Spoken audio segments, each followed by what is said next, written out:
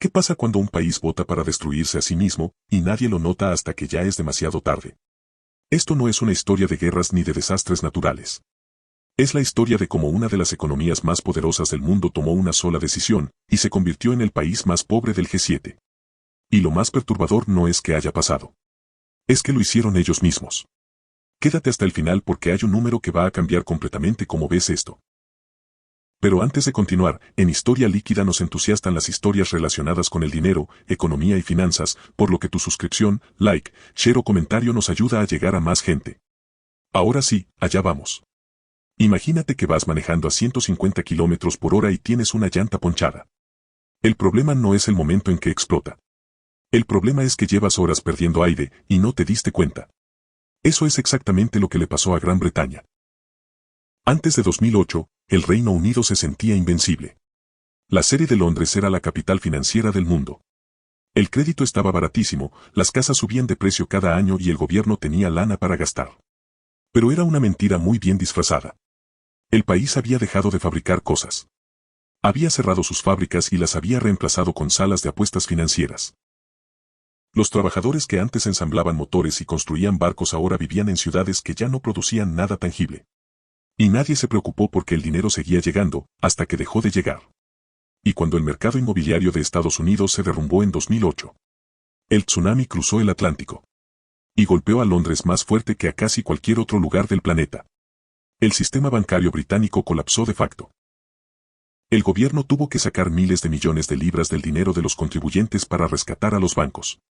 Bancos que años antes presumían ser los más sofisticados del mundo.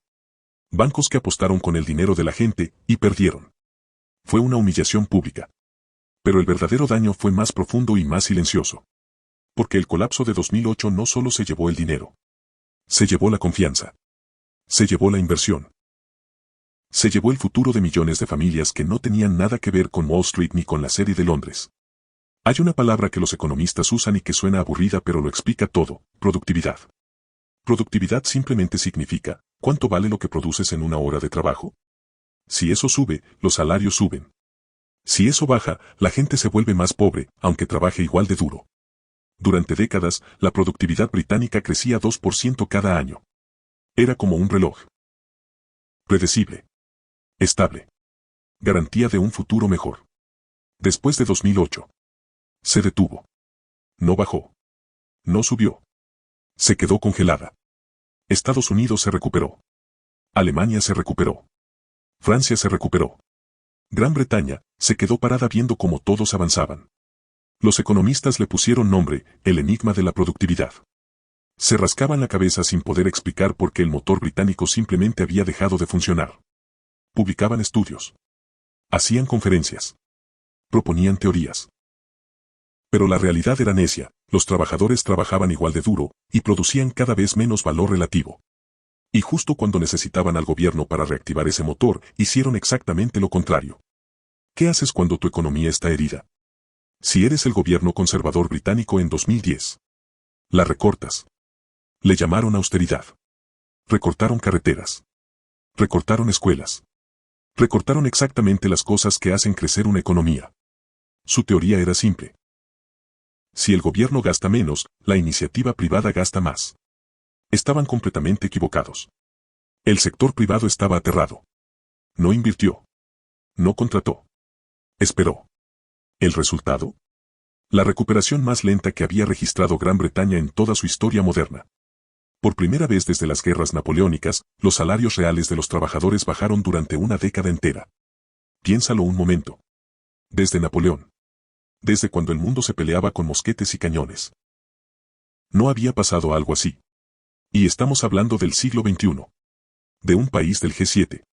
De una nación con acceso a toda la tecnología y el conocimiento del mundo. Y mientras los políticos debatían en Westminster sobre ideología económica, en las calles de Manchester, de Liverpool, de Sheffield, las bibliotecas cerraban.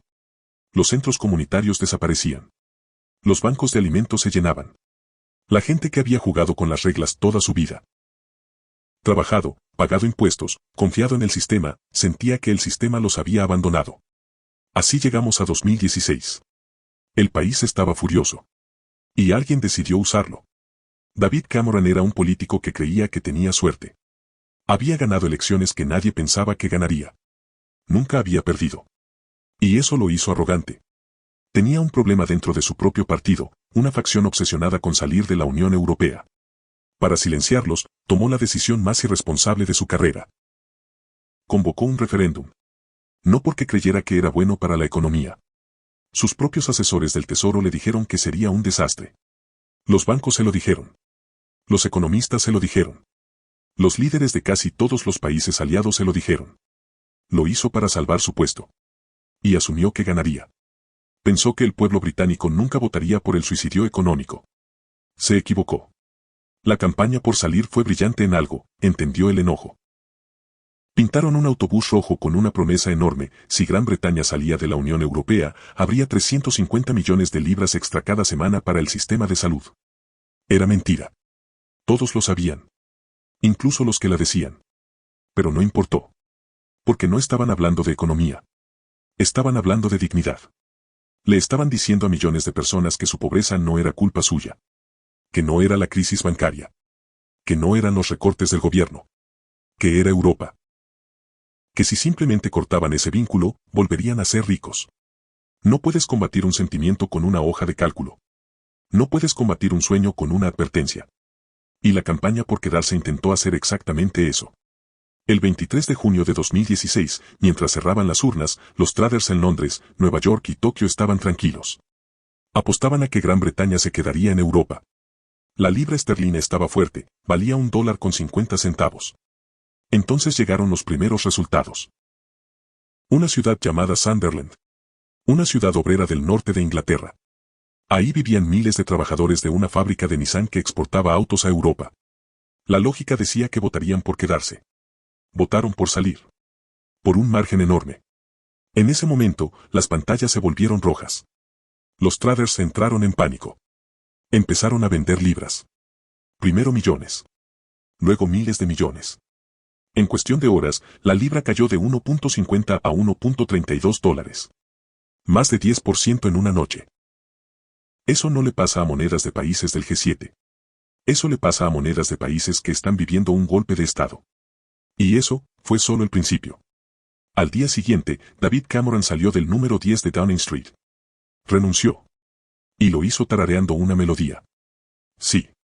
Tarareando. Mientras el país ardía. Y dejó algo todavía más grave que su renuncia: no había ningún plan. Los líderes de la campaña por salir habían ganado el referéndum, pero no tenían idea de qué hacer después. Nadie había diseñado cómo salir realmente. Nadie había negociado nada. Era como ganar una guerra sin saber qué hacer con la paz. Pero la economía no espera a que los políticos se pongan de acuerdo. La economía reacciona. Inmediatamente. Y la reacción fue congelarse. La incertidumbre es el enemigo número uno de los negocios. Si no sabes cuáles van a ser las reglas en 2 años, no inviertes. No construyes. No contratas. Esperas. Desde el momento en que salieron los resultados, la inversión en el Reino Unido se paralizó. Mientras el resto del G7 crecía, la línea de Gran Bretaña se quedó plana durante años. Los economistas tienen un nombre para esto: crecimiento perdido. No es el daño que puedes ver. Es el daño que nunca existió. La fábrica que nunca se construyó. La maquinaria que nunca se actualizó. Los empleos que nunca se crearon. Es el fantasma de una prosperidad que pudo haber sido, y no fue. Y cuando la moneda cae, todo lo importado se encarece. Gran Bretaña importa casi la mitad de sus alimentos y su energía. De un día para otro, todo costaba entre 10 y 15% más. Los salarios reales volvieron a caer. Las mismas familias que habían vivido 8 años de austeridad ahora enfrentaban inflación encima de todo lo demás. El supermercado más caro. La gasolina más cara. La renta más cara. Y el sueldo, igual. Pero hay algo que todavía no te he contado. Algo que casi hunde el sistema financiero completo del país. Años después del Brexit, llegó una primera ministra llamada Liz Truss. Duró 45 días en el cargo. Pero en esos 45 días, casi destruyó todo. Presentó un presupuesto que prometía recortes de impuestos masivos sin explicar cómo los iba a pagar. Sin respaldo. Sin números reales. Sin ningún plan creíble. Los mercados reaccionaron al instante. La libra cayó a niveles históricos. Los fondos de pensiones. El dinero del retiro de millones de personas estaban al borde del colapso.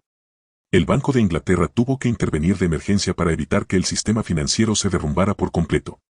Gran Bretaña, una de las economías más respetadas del mundo, parecía una economía de un país en desarrollo. Los inversionistas internacionales que antes veían al Reino Unido como refugio seguro, empezaron a pedir garantías. Empezaron a cobrar más caro por prestarle dinero al gobierno británico. Las tasas hipotecarias subieron. El costo de vivir subió. Y la credibilidad que había tardado décadas en construirse, se evaporó en semanas. ¿Y hoy? ¿Dónde quedó ese país que alguna vez fue el taller del mundo? Hoy el Reino Unido es el país con menor crecimiento del G7. Sus servicios públicos están deteriorados. Sus hospitales sobreviven de milagro. El poder adquisitivo de la gente lleva años cayendo. Y la sociedad está profundamente dividida. Hay británicos que siguen convencidos de que el Brexit fue la decisión correcta. Que los problemas son culpa de otros factores. Que con tiempo se va a componer. Y hay británicos que sienten que les robaron el futuro con una mentira pintada en un autobús rojo. Esa división no se va a cerrar fácil. Porque no es solo política. Es identidad. Es orgullo. Es quién eres y qué crees que eres. Y esas heridas tardan generaciones en sanar. El Brexit no fue una explosión. Fue una herida que no para de sangrar. La lección que deja todo esto es brutal y simple. La prosperidad no es permanente. Puede perderse. Y a veces, no por culpa de una guerra ni de una crisis externa, sino por una sola decisión tomada por razones políticas. Una decisión tomada no para mejorar la vida de la gente, sino para ganar una pelea interna dentro de un partido. Así es como una gran potencia se convirtió en una potencia media. No con una bomba. Con un voto. Si esto te pareció interesante, dale like porque ayuda a que más gente lo vea. Y dime en los comentarios, ¿crees que México o algún otro país de América Latina podría cometer un error así de grande algún día? Me gustaría leer tu opinión en los comentarios. No olvides que tu feedback, share, like, comentario o suscripción es muy importante porque nos permitirá mejorar nuestras siguientes entregas. Gracias por quedarte hasta el final.